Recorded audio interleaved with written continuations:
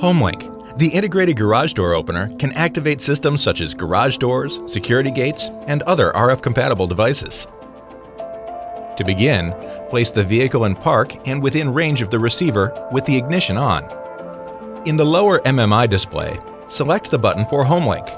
If this is the first transmitter being programmed, select Yes, Program Now in the upper MMI display.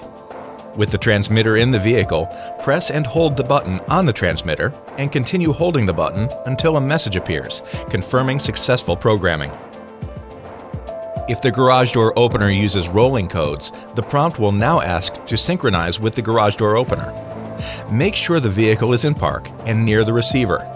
Select Yes, Synchronize Now. Now, press the button for Homelink in the upper MMI display 2 times for 2 seconds each. A prompt will ask if the garage door is moving. If so, select Yes. If the garage door is moving, wait until it stops before proceeding. A prompt will ask if the location should be stored. This will automatically display the control for the opener when the location is nearby. If desired, select Yes, Store Now. Ensure the vehicle is directly in front of the garage door, and again select Yes, Store Now.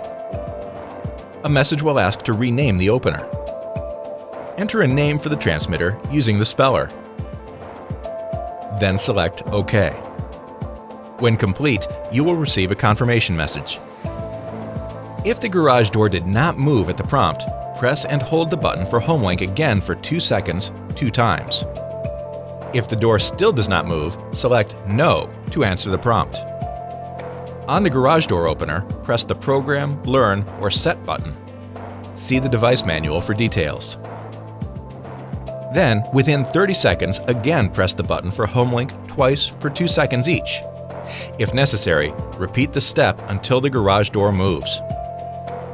Once the garage door moves, select Yes and synchronization is complete. For more information, please visit homelink.com.